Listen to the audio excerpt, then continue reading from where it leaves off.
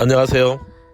은퇴표력입니다. 50세 이후에 희망퇴직을 하거나 아니면 60세 정년을 맞이하는 사람들은 현실적인 이유로 여러가지 일을 도전할 수밖에 없는 상황이 될 수도 있습니다. 가족을 부양해야 될 그런 상황이 오잖아요. 아직 자녀들이 어려서 대학을 다니거나 교육비 지출이 있는 경우에는 어떤 경우라도 재취업을 해야 될 그런 상황이 옵니다. 그러다 보면 현실에 부딪히는 상황이 발생할 수 있습니다. 50세 이후 아니면 60세 근처에 오면 10중 8구 재취업은 거의 불가능하다고 볼 수밖에 없습니다. 사무직을 하고 나온 사람들은 내가 찾는 것이 사무직 직군을 많이 구하잖아요. 그러다 보면 결국 사무직은 취직이 안 되고 어쩔 수 없이 몸으로 하는 것을 찾을 수밖에 없습니다. 그런데 평생 몸으로 해본 경험이 없는 사람들은 그 현장에서도 거기 매몰차게 튕겨나올 수밖에 없습니다. 왜 그러냐면 우리가 평소에 쓰던 근육은 젊었을 때 쓰던 근육과 전혀 다를 수밖에 없어요. 여러 가지 선택 중에서 하나가 자영업을 할 수밖에 없지 않습니까?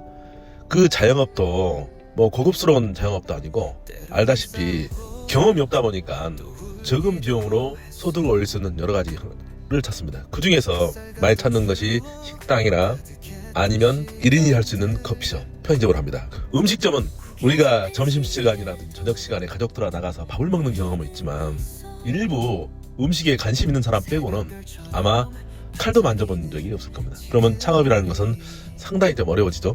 그래서 두 번째는 커피숍 같은 경우도 많이 하는 경우가 있는데 오늘은 그 얘기를 하려고 하는 게 아니고 편의점 창업에 대한 얘기를 해보려고 해요. 편의점 창업하면 떠오르는 것 중에 하나가 누구나 진입할 수 있다고 좀 많이 생각을 하잖아요. 진짜 장밋빛 미래를 꿈을 꿉니다.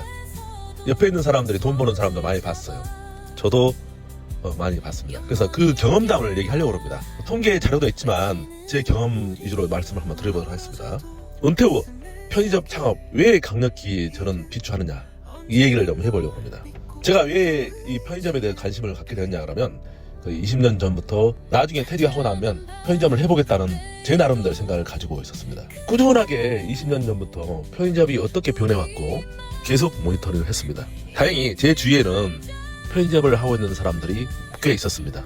저처럼 직장을 다니면서 부업을 하는 사람도 있었고 또 한 사람은 중소기업을 다니다 보니까 스트레스도 많이 받고 해가지고 회사를 그만두고 본격적으로 하는 친구도 있었고 배우자의 소득이 적어서 배우자가 할 수 있는 직업군으로 편의점 하는 친구도 있었습니다. 또 한 친구 같은 경우는 일찍부터 편의점을 시작을 해가지고 너무 괜찮은 것 같아서 가족들 그러니까 동생, 누나, 아들까지 편의점 업계를 뛰어들게 해서 지금은 이렇게 하면 괜찮겠다 제 나름대로의 머릿속을 그려왔습니다. 그러면서 저는 가만히 있지 않고 그 사람들을 만날 때마다 꾸준하게 모니터링 했습니다. 1년에 한 서너 번씩 만나든지 해가지고 하다 보니까 저 나름대로 정말 노하우가 좀 쌓였던 경험이 있습니다. 그런데 요즘 최근에는 많이 바뀌었다는 것을 제가 막 느끼고 있습니다. 아시지 않습니까? 현재 자영업자가 100만 명이 폐업하는 시대에 오다 보니까 이 편의점도 만만치 않습니다. 이 편의점도 요즘 폐업률이 많이 늘어나고 있죠.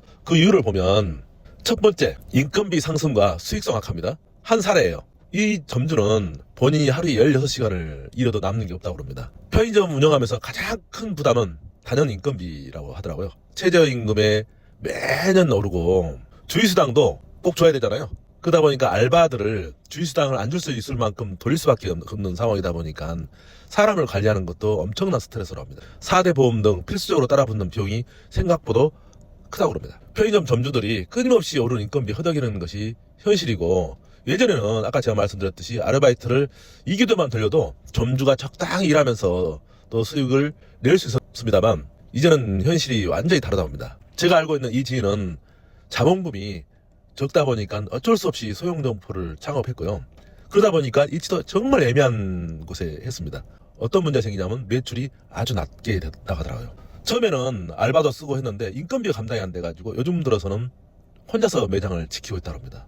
오전 7시부터 밤 11시까지 16시간 몇 년을 운영하다 보니까 남는 수익은 최저임금보다 못하는 소득을 가져간다고 합니다. 오히려 알바를 하는 게 더 낫다는 생각이 들어가지고 차라리 이걸 폐점을 하고 다른 편의점에 가서 알바를 하겠다 이런 마음을 갖고 있더라고요.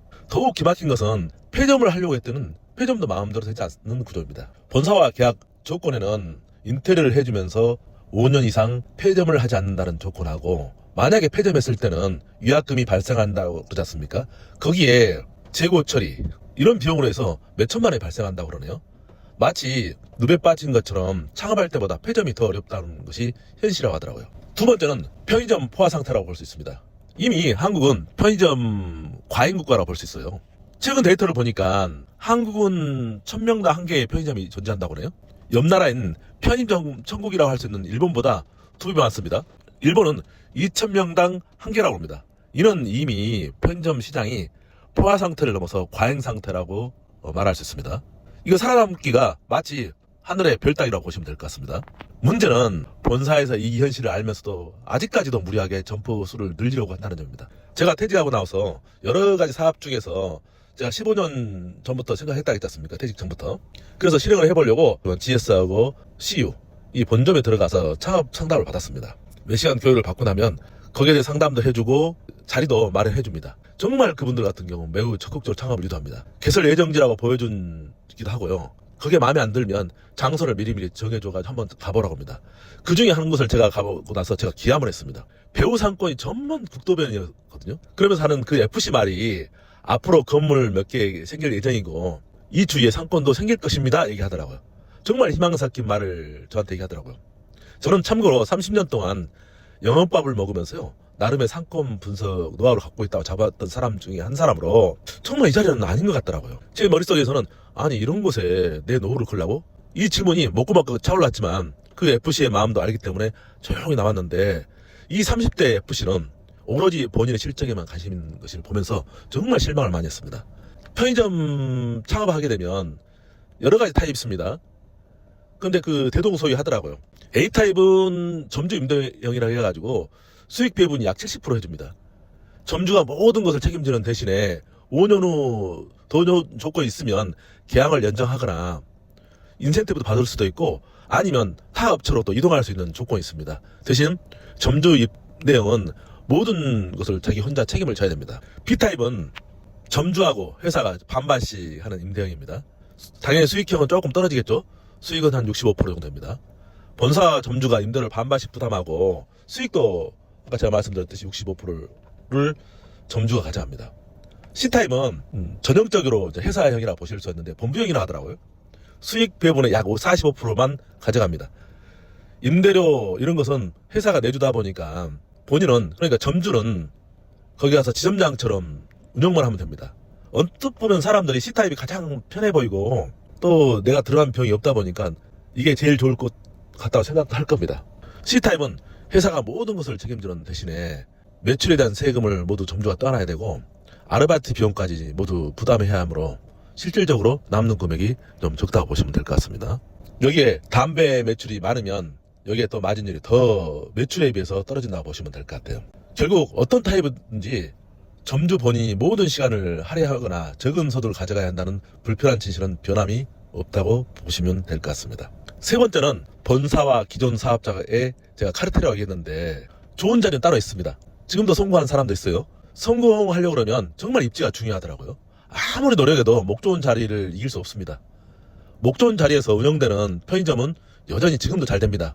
그런 사람들을 보면서 희망을 꿈꾼 사람도 많습니다. 이런 황금 점포는 새로 시작하는 예비 점주에게는 정말 꿈같은 얘기예요. 제가 한번 얘기를 해볼까요? 사례 하나. 대형마트를 리모델링 해가지고 편의점으로 바꾸는 과정에서요. 인근 편의점을 또 폐쇄를 시키더라고요. 거리 제한이 있는 지점을 하나 폐쇄를 시키고 대형마트를 편의점으로 돌리는 과정 중에서 권리금 같은 것도 있죠.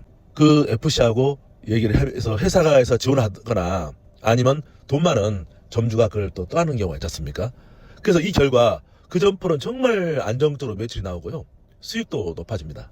이런 기회는 돈 많은 사람이거나 본사 FC와 끈끈한 유대관계를 가진 기존 거래처 사장들에게 돌아오는 경우가 대부분입니다. 반면 우리처럼 신규 진입하는 예비 점주들은 상대적으로 매출이 낮거나 폐점위기의 점포를 재오픈 형식으로 떠넘겨 받는 경우가 많습니다. 제가 교육을 받고 난 다음에 정말 여러 군데에 괜찮은 지점이라 해가지고 문자 메시지를 받아가지고 가보면 거의 그 점주들은 죽을 맛이에요. 어쩔 수 없이 내놔야 되는데도 불구하고 인수하는 사람이 없어서 계속해서 영업을 하고 있는 그런 상황을 제가 본 적이 있습니다. 이걸 보면서 편의점의 성공은요, 본사하고 기존 운영자만의 게임이고요. 신규 진입한 자들은 그저 들릴 뿐이라고 저는 씁쓸하게 제가 경험을 좀 했습니다. 그렇다고 잘 되는 지점은 영원히 잘 되냐? 또 그것도 아닙니다. 잘 된다는 소문이 들리면요, 거리잔을 1m를 벗어나가지고 새로운 경쟁 편의점이 들어서더라고요. 정말 저곳은 들어서면 안 되는데도 불구하고 들어서서 경쟁을 합니다. 그러면 들어오는 손님은 한계가 있는데 어쩔 수 없이 20-30%는 빠져나가잖아요. 그쪽으로 가는 사람도 있습니다. 그럼 신규 오픈한 사람들은 꿈을 안고 분명히 오픈했을 텐데 불구하고 또 20-30%를 가져갑니다. 기존에 잘 됐던 매장에서도 매출이 20-30% 빠져나가잖아요. 제 지인도 정말 잘 돼가지고 정말 웃던 친구가 있었는데 결국 울상을 하더라고요. 이게 좀 현실입니다. 네 번째는 마이너스 성장과 폐점률 증가라고 보시면 될 것 같아요. 망한 다음에는 끝이 아닙니다. 데이터는 거짓말을 하지 않습니다. 코로나 이후에 처음으로 편의점 업계는 마이너스 성장을 기록했다고 하지 않습니까? 심지어 최근에는 개점보다 폐점이 더 많다는 통계도 있습니다. 이는 편의점 사업이 더 이상 안정적이지 않다는 명확한 경고입니다. 하지만 가장 무서운 것은요, 폐점 이후에 남는 비용과 책임이라고 제가 아까 말씀드렸잖아요. 5년을 유지 못하는 위약금, 인텔에 해주는 본사 보조금 반납, 남은 재고 처리, 장비 반납 비용까지 망한다고 해서 끝이 아닙니다. 오히려 더 큰 경제 손실이 발생할 수 있습니다. 흔히 이것을 매몰 비용이라고 하잖아요. 폐점 후에도 재정적 압박에서 벗어나기 더 어렵습니다. 실제로 편의점을 접고 나서는 남는 빚을 위해서 다른 일용직을 전전하는 분도 저는 본 적이 있습니다. 편의점은 그냥 실패하면 다 시작하면 되지라는 생각할 만큼 가벼운 선택이 아닙니다. 퇴직금과 평생 모은 노후 자금을 쏟아부어서 시작했다가 오히려 삶 전체가 흔들릴 수 있다는 점 정말 명심해야 됩니다. 결론은 당신의 노후를 걸기엔 편의점은 정말 위험합니다. 편의점은 겉보기에는 쉽게 시작할 수 있을지 몰라도 쉽게 끝낼 수 있는 업종은 또 아닙니다. 감히 자영업 중에서 가장 위험한 업종 중 하나라고 저는 말해도 과언이 아니라고 생각합니다. 아까 제가 말씀드렸듯이 인건비 상승으로 인한 본인이 직접 오랜 시간을 일해야 하고 산업화로 인해서 입지 경쟁이 치열하고 본사와 기존 사업자 중심의 구조로 인해서 초보 창업자는 불리하고 실패한다고 해서 그걸로 끝이 아니고 매몰 비용이 발생해서 큰 비용과 후유증이 남을 수 있습니다. 은퇴 후 새로운 도전을 하려는 마음은 저도 정말 잘 알고 있습니다. 하지만 편의점은 새로운 시작이 아니라 정말 우리의 노후를 담보로 하고 고위험 투자일 수 있습니다. 자칫 잘못하면 평생 일궈온 모든 것을 잃을 수도 있다는 점 꼭 명심했으면 좋겠습니다. 제가 지금까지 말씀드린 것은 단순히 통계 자료뿐만 아니고 제가 편의점 업계를 불가기 위해서 퇴직 전 15년 전부터 계속 모니터링을 해왔던 그 결과입니다. 정말 20년 전에는 행복했었을 겁니다. 제가 보기에도 정말 친구들이 행복해 보였습니다. 어떤 친구는 코로나 전에까지는 저를 만날 때마다 하는 말이 있습니다. 괜찮아 해봐 그랬거든요. 지금 최근에 그 친구도 3개 했던 것을 이제 하나만 하고 있습니다. 그전에 얼마 전에 얘기하더라고요. 자기의 노하우 갖고 있으니까 다른 편의점에 가서 알바를 해도 되니까 요 하나를 또 접을 생각을 갖고 있다고. 이게 현실이더라고요. 편의점에 대한 제 생각을 공유한 것이니만큼 정보를 많이 참고하셔가지고 편의점에 진입하셨으면 좋겠습니다. 물론 100% 다 실패하는 건 아니지 않습니까? 일부 또 성공한 사람도 있기 때문에 제 자료는 참고만 하셔가지고 아름다운 노후, 행복한 노후를 하셨으면 하는 그런 바람입니다. 저도 그것을 꿈꾸고 있습니다. 오늘도 행복하시기 바라면서 구독과 좋아요 부탁 한번 드리도록 하겠습니다. 감사합니다.